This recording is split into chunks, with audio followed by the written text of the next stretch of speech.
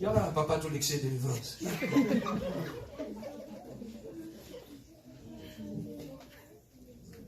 C'est ça qu'un jour, un ami au travail, il regarde son téléphone qui clique, il regarde le message.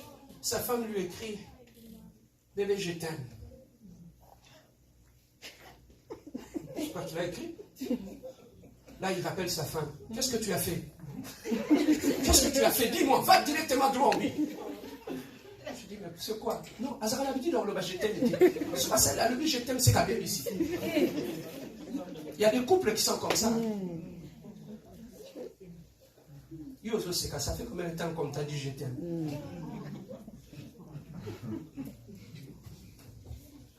Le problème, c'est aussi, en Afrique aussi, c'est notre éducation aussi. Moi, mon défunt père, il m'aimait beaucoup. Mais aucune fois, je l'ai entendu dire mon fils, je t'aime. Tu sais pourquoi? Parce que les hommes en Afrique, on nous apprend qu'un homme qui est doux, romantique, c'est un homme faible. C'est ça qui fait que, pour nous, on croit que quand tu es tendre vis-à-vis de ta femme, elle ne va pas t'obéir. L'autorité est attachée à ce qui est rigoureux. C'est ça qui fait qu'on pense c'est là. On se trompe. Voilà pourquoi des fois ça ne vient pas. Papa, tu vas dire en Afrique ton père, papa je t'aime. Ni soit.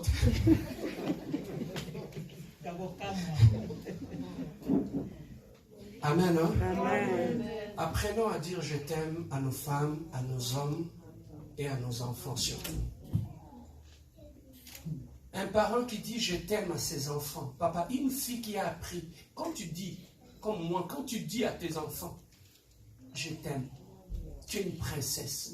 Papa, même à un aventurier dehors, même si tu n'es pas belle, et donc, mon père me dit que je suis une princesse. Amen. Il y a des femmes qui sortent chez elles, elles sont gonflées. Amen. Mais quand tu n'as jamais entendu ça chez tes parents,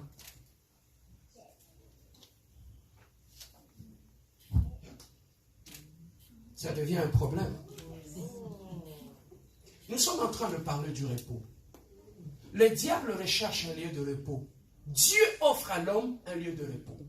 Donc, bien-aimé, si tu veux être une bénédiction, si tu veux que ta vie soit une bénédiction, sois un repos pour les autres. Que celui qui entre dans ta vie, celui qui entre dans ton mariage, que tu l'offres le repos. Voilà pourquoi, quand on a commencé notre église ici, j'avais dit, Seigneur, que l'église, la compassion, soit un lieu de repos. Que tout celui qui entrera dans cette église trouve le repos. Que ce ne soit pas une église où il y a des chichis, je ne voulais pas ça. Je voulais que quand on entre dans cette église, tu trouves une famille. Je voulais que quand l'église finit, les gens se salissent. Bonjour ma soeur, que Dieu te bénisse, je t'aime. Bonjour mon frère, tu es bien habillé. Bonjour, c'est cette église que je vais. Pour cette église ici. Je ne veux pas une église Yabatou qui gonfle dans son coin, qui se croit où quand le culte est fini, il sort rapide. Papa, regardez très bien.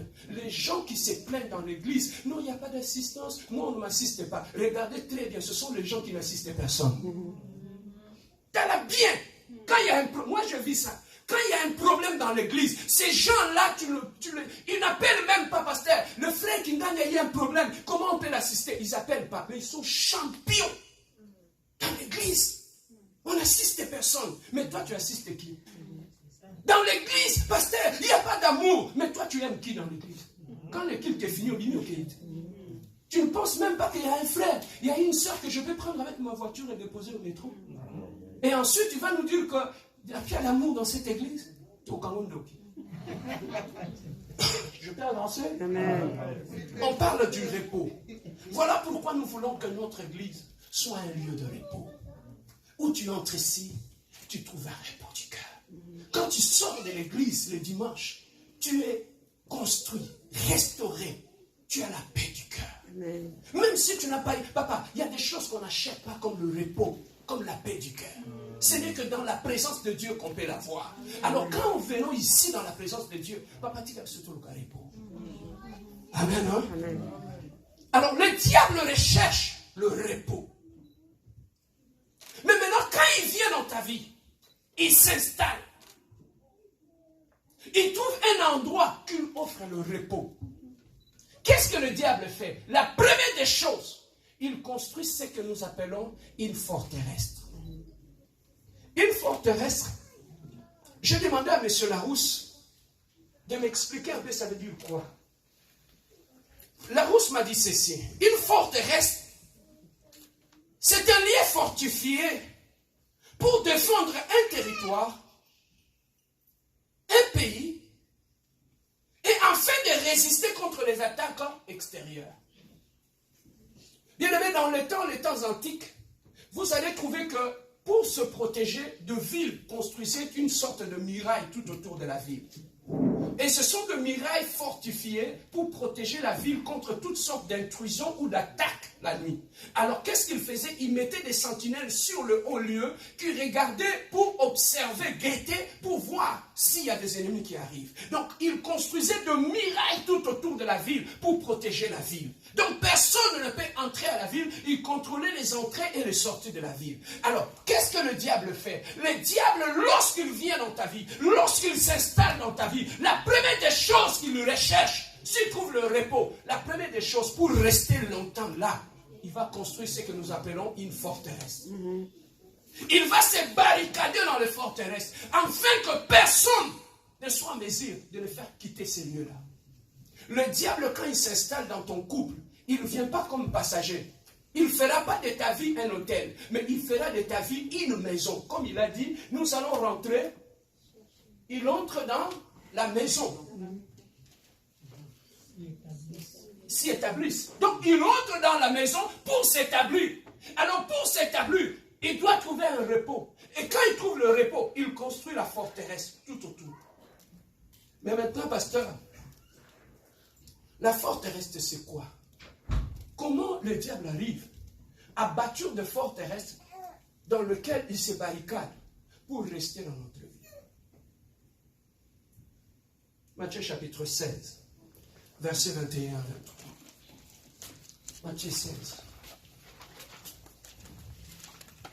Je lis au nom de notre Seigneur Jésus-Christ.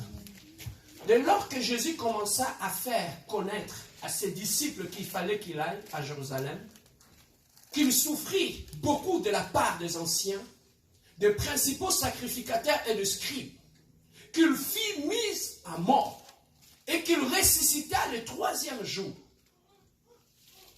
Pierre, l'ayant pris à part, s'est mis à le reprendre et dit: à Dieu le plaît, Seigneur, cela ne t'arrivera pas. Et Jésus lui a répondu. Mais Jésus se retourna et dit à Pierre: arrière de moi, Satan. Tu mets en un scandale, car tes pensées ne sont pas les pensées de Dieu, mais celles des hommes. Car tes pensées ne sont pas les pensées de Dieu, mais ce sont les pensées des hommes. La première forteresse que le diable construit dans la vie de l'homme lorsqu'il s'installe, il construit un système de pensée. Ici, lorsque Jésus-Christ, son temps est arrivé, il voulait partir. Et qu'est-ce qui est arrivé? Il a commencé à expliquer à ses disciples: je vais rentrer à Jérusalem, cela que le scribe, tout ce monde-là vont m'attraper, vont m'humilier, vont me tuer, et tout et tout. Simon-Pierre dit: ah, maître, il y a une chose que j'ai beaucoup aimée. Rentre au verset 22, papa. Pierre, l'ayant pris à part, s'est mis à le reprendre et dit: à Dieu le plaise, Seigneur, cela ne t'arrivera pas. Donc, quand Jésus parlait devant tout le monde, qu'est-ce qui s'est passé? Pierre a pris Jésus en aparté. Donc, il a pris Jésus, il l'a amené dans un coin, juste le 2. Il a commencé à le reprendre. Le reprendre ici en français, ça sonne bien. Alingala bali au gang de la Yesu. Pierre a mené un panzi, il a commencé à lui crier, à le reprendre. Et qu'est-ce qu'il lui a dit? L'ayant pris à part, s'est mis à le reprendre et dit: à Dieu le plaise, Seigneur, cela ne t'arrivera pas. Donc Pierre a dit: cela ne t'arrivera pas. Bien aimé, la réaction de Pierre, c'est une réaction qui est normale. Quand tu as ton maître, celui qui vous... Tu l'as vu guérir des malades. Tu as vu comment il était avec vous. Comment ta belle-mère était tombée malade. On a tout arrêté. Avec Jésus, ils sont allés jusque chez la belle-mère de Pierre pour prier pour elle. Ça, ce n'est pas une preuve d'amour. Ils ont commencé à aimer Jésus. Ils l'aimaient tellement. Ils ne voulaient pas le quitter. Ils aimaient ce qu'il leur disait. Ils aimaient comment il était avec eux. Et à un moment donné, la même personne vous dit non, je vais mourir. Je ne serai plus avec vous. Même toi-même, tu es là. Comment va être ta réaction? Est-ce que tu vas le laisser faire? Tu vas l'empêcher, n'est-ce pas? Alors, ça, c'est un raisonnement qui est tout à fait humainement normal. C'est une réaction qui est normale. Mais la Bible nous dit, derrière cette réaction normale, cette façon de voir les choses qui étaient normales, le diable était caché derrière. Voilà pourquoi Jésus se retourna et dit à Pierre, arrière de moi, Satan.